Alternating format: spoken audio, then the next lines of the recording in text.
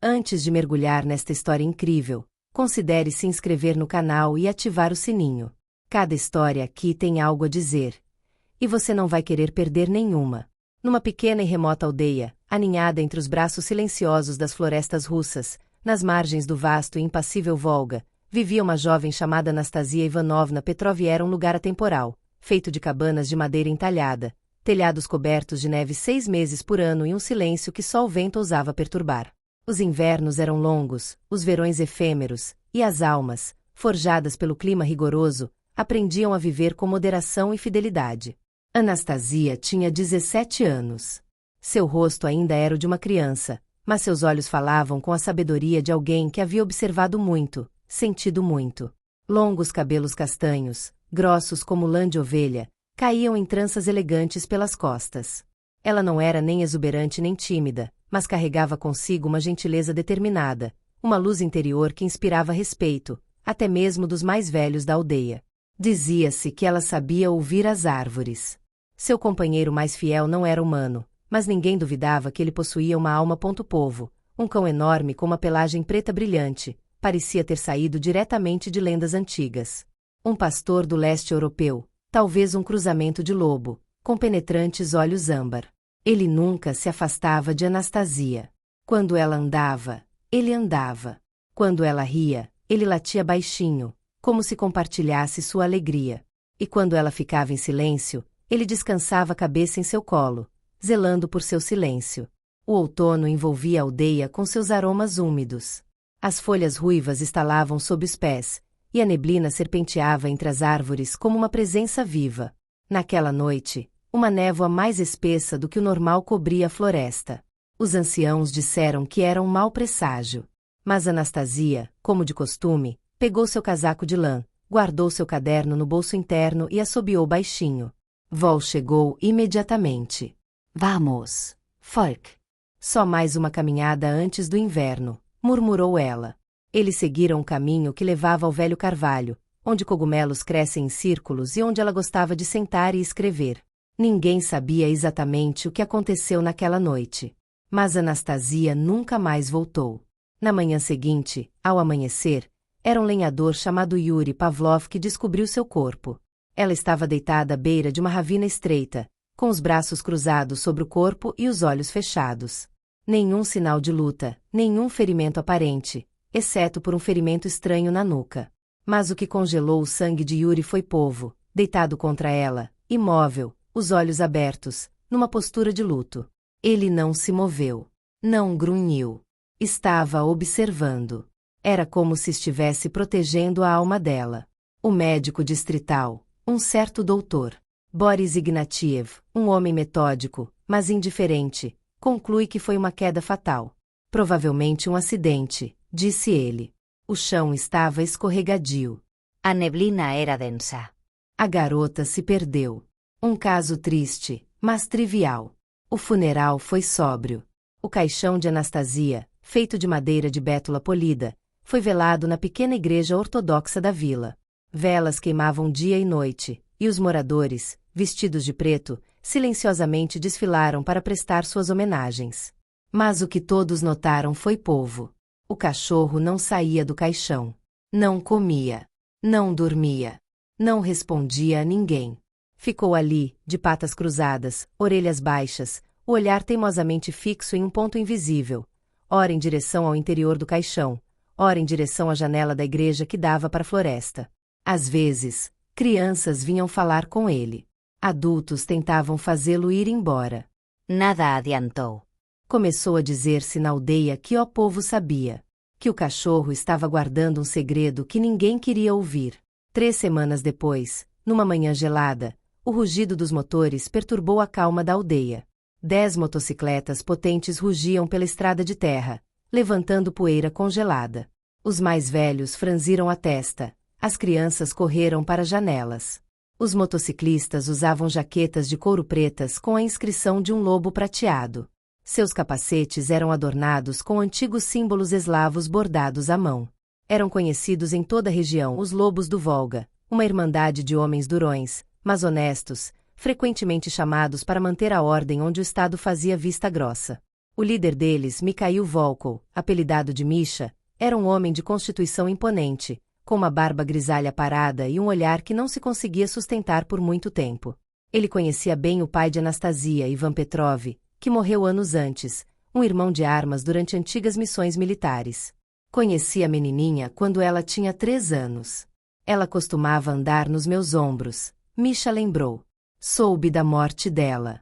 Simplesmente entendi. Ele entrou na igreja, tirou o gorro de couro e ajoelhou-se diante do caixão. Vol levantou a cabeça e o encarou. Misha sentiu um arrepio percorrer-lhe a espinha. Aquele cachorro não estava olhando para um homem. Ele estava pedindo socorro. Misha sentou-se à distância e observou Vol por horas. Percebeu algo estranho. O cachorro, em intervalos regulares, virava a cabeça em direção a um pequeno arbusto visível da janela da igreja, bem na orla da floresta. O que você está tentando me mostrar, velho? Ao cair da noite, ele chamou 2 de seus irmãos de armas, Yegor e Glória, e eles foram até o local indicado pelo olhar de Vol. A floresta estava silenciosa, silenciosa demais. Eles procuraram nos arbustos, nas raízes, nas pedras. E de repente, Yegor gritou: aqui! Tem alguma coisa presa embaixo deste toco. Eles removeram as folhas mortas, e sob a terra, meio corroída pela umidade, descobriram um pequeno caderno preto, cujas páginas encharcadas estavam manchadas de sangue seco. Misha pegou o livro nas mãos e folheou-o lentamente à luz da lâmpada. Páginas de escrita concisa. Datas. Nomes. Amiokas. Observacos. Não foi um acidente, disse Misha com a voz grave. Anastasia viu alguma coisa. E alguém a silenciou. Vol, atrás dele, latiu uma vez. Curto, profundo, como se quisese confirmar. O caderno, manchado de sangue seco e sujeira, pertencia definitivamente a Anastasia.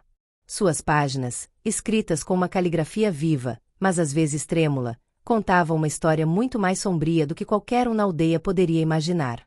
Não se tratava simplesmente de uma adolescente sonhadora que amava a natureza. Anastasia travava uma batalha silenciosa, solitária, mas determinada. Ela assumirá como missão proteger a floresta ancestral que margeava a aldeia, aquele refúgio de paz que os anciãos consideravam sagrado. Em seu diário, ela falava de cartas anônimas, ameaças sorrateiras, figuras estranhas rondando sua casa ao cair da noite. Anotou cada detalhe, cada suspeita, cada nome. Escreveu que havia descoberto um comércio ilegal de madeira, em uma escala muito maior do que inicialmente imaginara. Esse comércio não era obra de simples caçadores ilegais. Era orquestrado por Dmitri Antonov, um homem poderoso com reputação de empresário respeitável, mas que, segundo muitos, estaria ligado a redes corruptas dentro da administração regional. Anastasia conseguiu até tirar fotos, reunir documentos que comprovavam a cumplicidade de autoridades locais e gravar conversas. Nas páginas finais, ela escreveu: se alguma coisa me acontecer, é porque acertei em cheio. Não deixe. A floresta precisa sobreviver. Essas palavras, simples e comoventes, agora assumiram a aparência de um testamento. Lendo estas páginas em voz baixa, Misha Volkov sentiu uma raiva fria crescer dentro de si. Ele conhecia Antonov de reputação. Sabia que este homem era protegido, intocável. Mas também conhecia o valor da verdade. Com seus companheiros de viagem, os lobos do Volga, tomou uma decisão irrevogável. Eles trariam este caso à tona, custasse o que custasse. A partir de então, a natureza da presença deles na aldeia mudou. Eles não vinham mais para prestar homenagem, mas para proteger, investigar e resistir. Interrogavam os anciãos, inspecionavam as trilhas e coletavam mais pistas. Todas as noites, voltavam para ler o caderno, como se relessem um mapa do tesouro, como se seguissem o rastro de um grito abafado. Mas a reação foi rápida. All hairs severos, comodas anônimas, advertentias velodas. Tentativas foram feitas para subornar alguns deles. Então, em uma noite de neblina, enquanto retornavam da borda oeste da floresta, uma van preta apareceu em uma curva.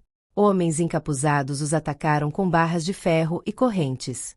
Misha lutou com a fúria de um pai vingando uma filha que poderia ter tido. Vol, sempre leal, saltou para frente com incrível ferocidade, protegendo Misha e mordendo um agressor na garganta. Ele ficou gravemente ferido, mas sua intervenção permitiu que os motociclistas repelissem o ataque. Este ataque apenas fortaleceu a determinação deles. Agora sabiam que Antonov temia o que eles revelariam. E isso era um bom sinal. Graças às provas reunidas por Anastasia e às que eles próprios adicionaram, fotos, gravações, depoimentos de moradores que já haviam sido aterrorizados, eles conseguiram entregar um dossiê completo a um promotor federal conhecido por sua integridade. O caso, noticiado por veículos de comunicação independentes alertados por Misha, ganhou repercussão nacional. Antonov foi preso. Seus cúmplices foram desmascarados. Vários altos funcionários foram suspensos e uma investigação de corrupção em larga escala foi aberta. Vol, por sua vez, foi tratado por um veterinário que Misha conhecia bem. Os ferimentos eram profundos, mas a vontade de viver do cão era ainda mais forte. Dia após dia, ele recuperava as forças, ainda silencioso, ainda grave, como se carregasse consigo a memória de Anastasia. Na cerimônia fúnebre, realizada novamente após a reabertura da investigação, toda a aldeia estava presente. Desta vez, não foi mais uma despedida silenciosa e resignada, mas uma homenagem vibrante e emocionada. Vol, magro, mas de pé, deitou-se uma última vez aos pés do caixão, depois levantou-se lentamente, olhou para Misha e depois para a floresta. Girou nos calcanhares e saiu sozinho, em direção à mata, como se dissesse: ela pode descansar em paz agora. Os anciãos da aldeia, consternados, disseram que ele havia cumprido sua missão, que ele era o mensageiro da alma de Anastasia. Anos mais tarde, uma estátua foi erguida no coração da vila, na pequena praça em frente à prefeitura. Ela representava Anastasia, de pé, segurando a mão de Vol. Ela não olhava para frente, mas para a floresta, como se ainda estivesse de guarda. A seus pés, uma inscrição esculpida em pedra. Queriam silenciar a voz dela, mas a lealdade clamava por ela. Misha costumava sentar-se diante da estátua, com um velho cachimbo entre os lábios, o olhar perdido no passado. Às vezes, ele sussurrava: achávamos que tínhamos vindo para chorar. Ficamos para lutar. E em seu coração, ele sabia que às vezes são aqueles sem palavras, como um cachorro fiel ou uma jovem teimosa, que carregam as verdades mais poderosas dentro deles.